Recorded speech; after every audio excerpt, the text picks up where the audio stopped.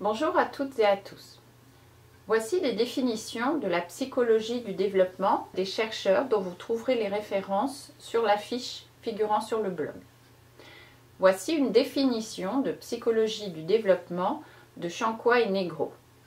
Je cite: la psychologie du développement peut être globalement définie comme l'étude des changements dans le fonctionnement psychologique au cours de la vie. La psychologie du développement analyse, toujours via des comportements observables, l'évolution des processus psychologiques.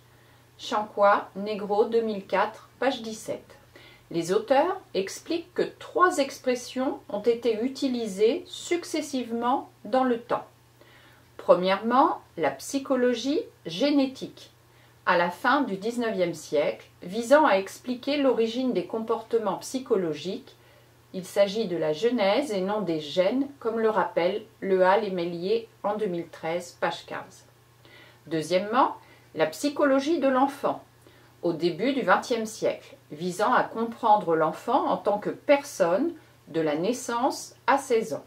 Troisièmement, la psychologie du développement, qui est une expression utilisée aujourd'hui, visant à étudier les changements, les étapes d'évolution des diverses fonctions, mentale, affective, etc., quel que soit l'âge du fœtus et de la naissance jusqu'à la fin de la vie. Voici une autre définition de Laval. La psychologie du développement apparaît donc comme un domaine de recherche dont l'objectif principal est de décrire et d'expliquer scientifiquement les changements qui se produisent dans l'évolution des comportements tout au long de la vie, depuis la conception jusqu'à la fin de vie.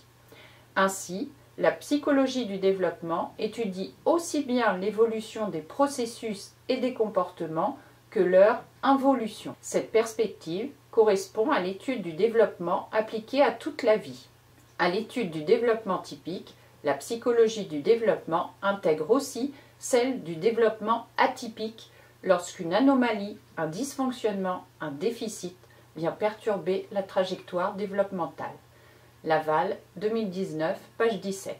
L'auteur précise que les facteurs qui sont impliqués dans le développement sont des facteurs internes, qu'on appelle endogènes, caractérisant une personne, les changements hormonaux à l'adolescence par exemple, et les facteurs externes, qu'on appelle exogènes, qui sont des variables environnementales, comme les soins donnés au bébé par exemple.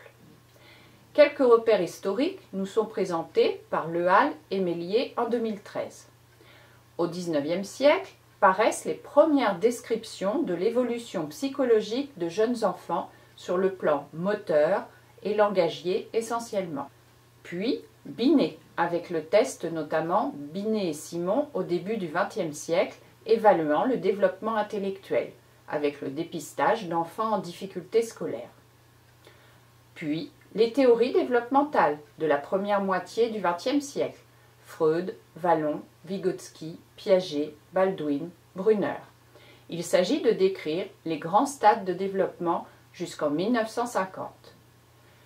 Enfin, aujourd'hui, il s'agit plutôt de relier les stades de développement à un fonctionnement individuel, mais aussi d'étudier le développement social. À bientôt!